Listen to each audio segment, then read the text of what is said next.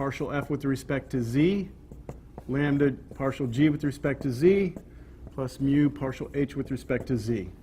What's the fourth and fifth equation? The constraints, right? So I'll say that this one right here is 4, and this is 5. We okay with that? All right, let's see. I'm hoping these are going to turn out to be nice. What is the partial of f with respect to x? Yes, 1. Lambda times what's partial of g with respect to x? 1, so that's just lambda, isn't it? Plus, what's the partial of h with respect to x?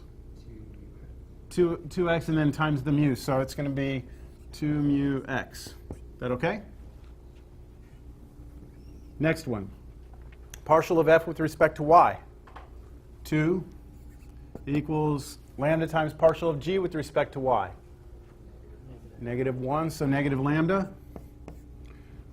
Plus, okay, mu partial of h with respect to y.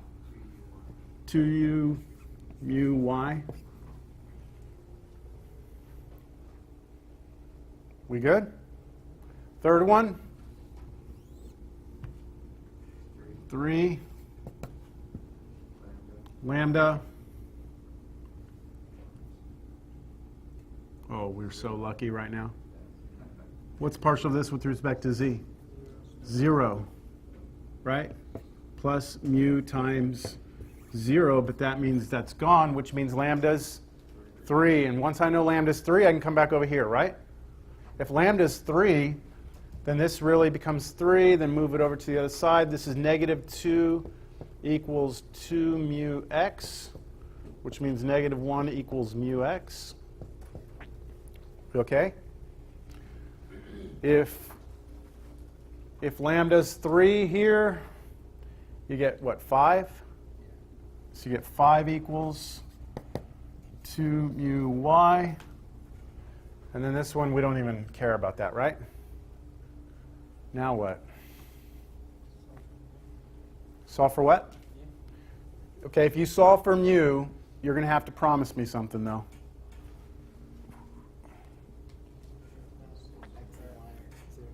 You got to promise me x and y aren't 0, right?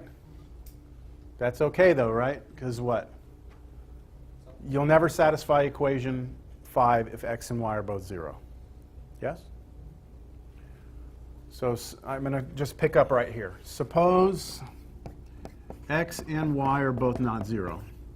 Then equation 1 tells us that mu would be what? -1 over x.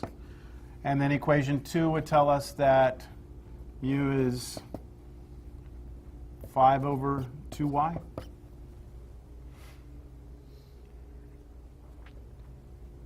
Now you can set those equal to each other, right?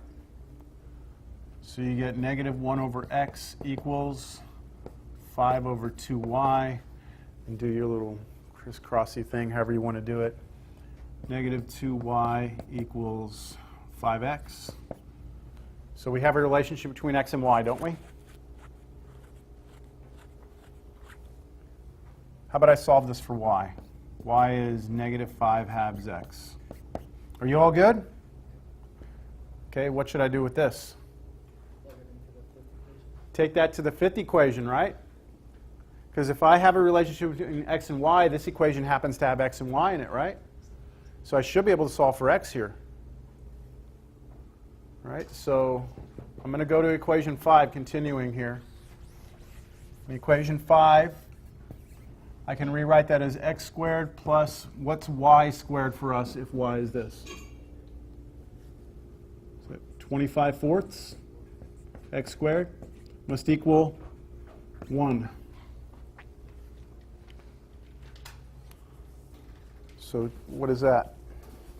29/4 x squared is 1.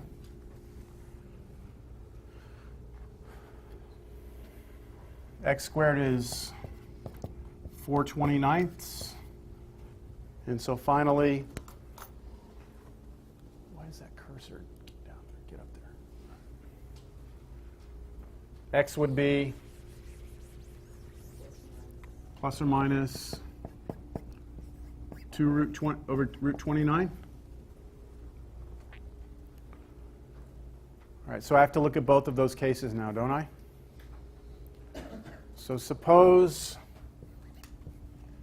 x is positive 2 over root 29. What's y going to be then?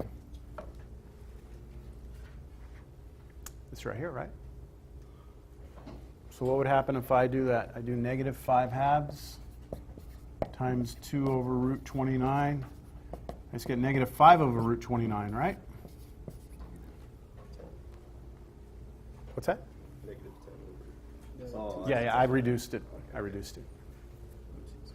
So I have x and y. Solve for z. Where?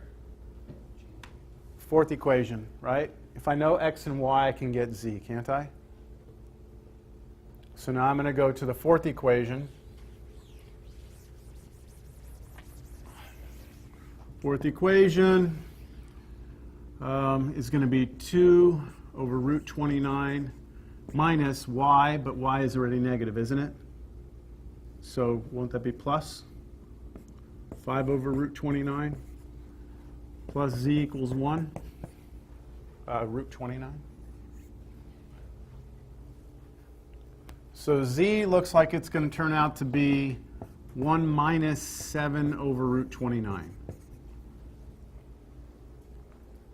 And you could get a common denominator stuff, but I'm just going to leave it like that. That's z. So I found an x, y, z, didn't I? So it appears that 2 over root 29, negative 5 over root 29, and 1 minus 7 over root 29 is one place of interest, right? Now, I could go and try and find out well, I know lambda is 3, right? I could go figure out what mu is, but I don't need it. Here's x, y, z right here. Now, I also need to look at what? Negative x, right? So how would that change things, right? We would have some different results. And then you take those answers and you plug them into the original function to figure out the maximum. Do you think you can handle it from there? Yeah? I did say suppose that x and y were both not 0. So if x and y were 0, equation 5 wouldn't work, you'd be done.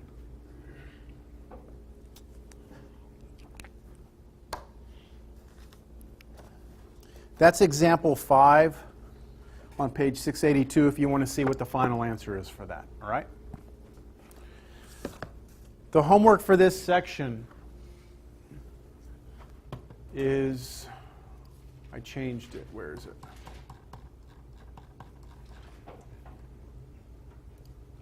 There it is. That has the correct page, and it has the corrected numbers you should do. I did a couple of those on video. They're online.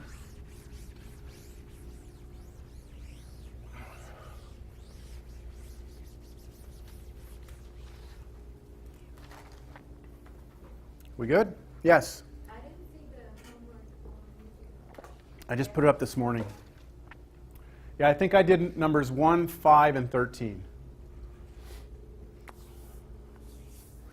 Let me see. 1. Yeah, I think that's what I did. I will warn you, though, number 7's a little tricky. The algebra of 7 is a little weird. If you do wind up getting into some trouble on 7, I'll refer you back to, let's see.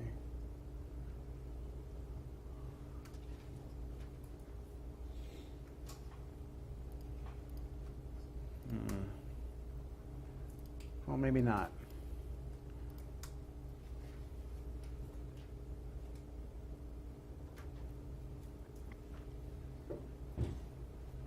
Just see what happens on 7. I thought I had some work in here that might help. All right, that's it. We good? We can close the book on chapter 11. And now we begin chapter 12.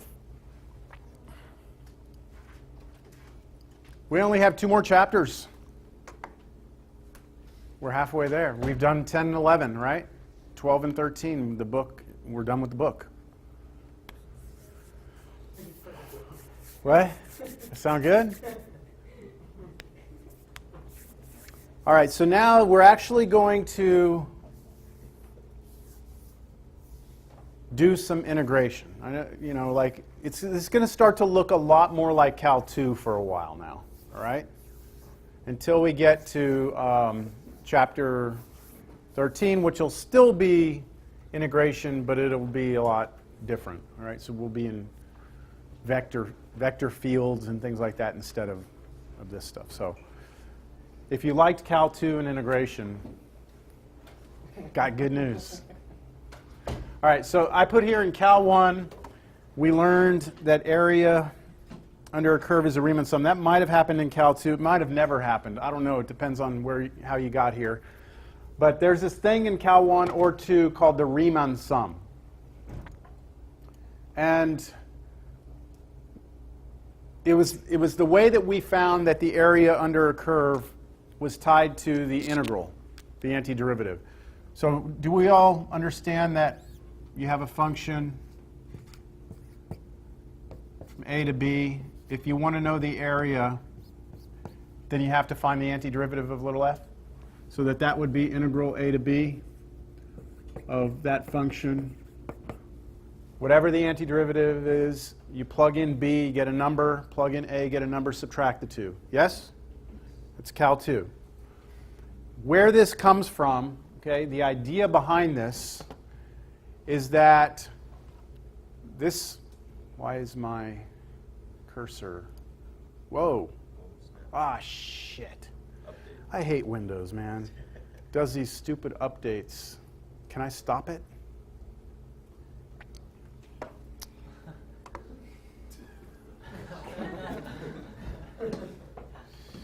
Freaking Windows, man. I knew earlier, too, because it prompted me, and I told it to postpone. Okay, well, while it's doing that, I can't even get that to be white screen now. You want to see the notes? No, yeah, I know. I want to show everyone that, though.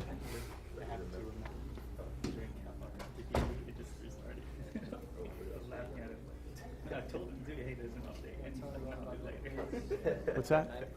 Yeah, okay, that's a good idea.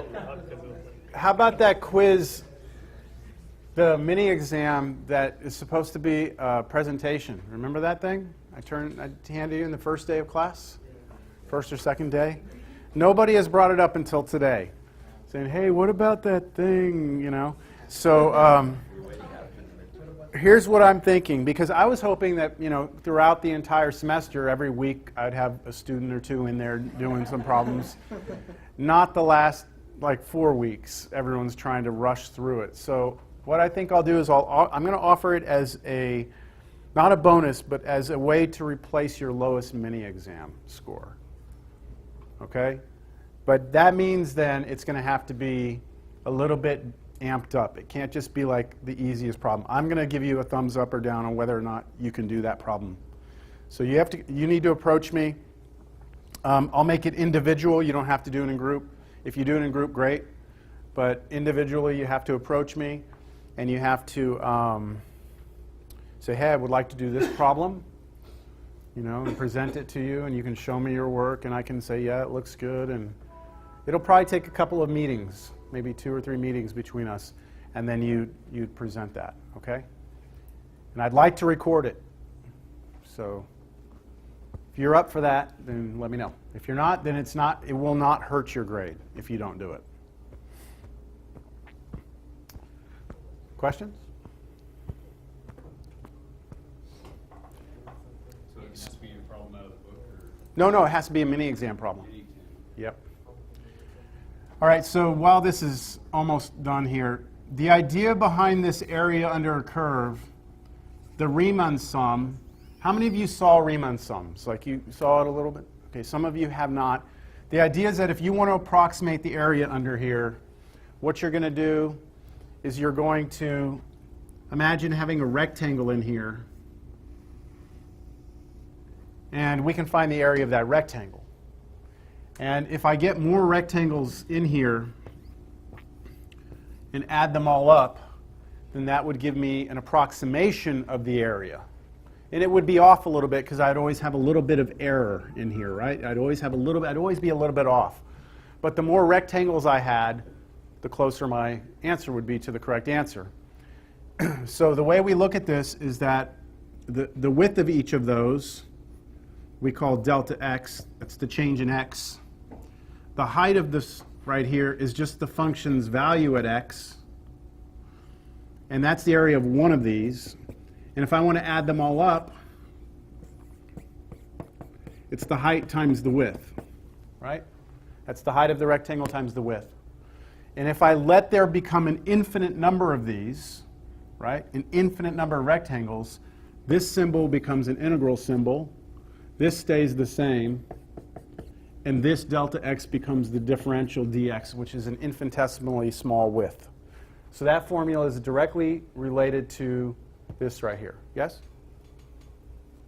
That's all you need to know. We're not going to get into like hardcore Riemann sums by hand. I'm just trying to remind you of where that came from.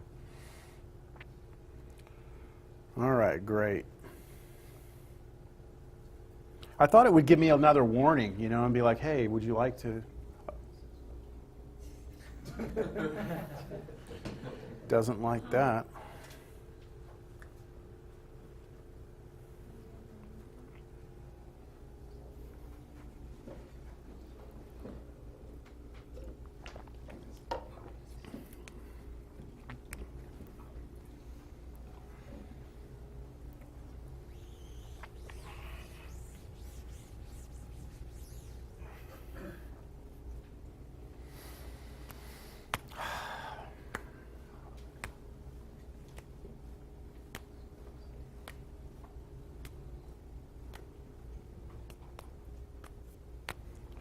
There's so much crap running in the background, it's taking forever for this thing to remember who it is.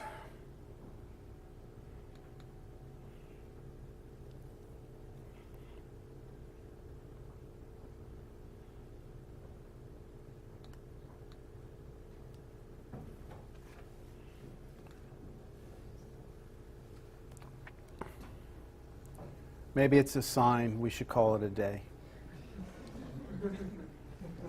It's too much for one day. All right, here we go. So we have the Riemann sums. So the total area, like I just said, okay, total area, you take a summation symbol, you basically let there be an infinite number of rectangles, and it becomes this integral symbol instead.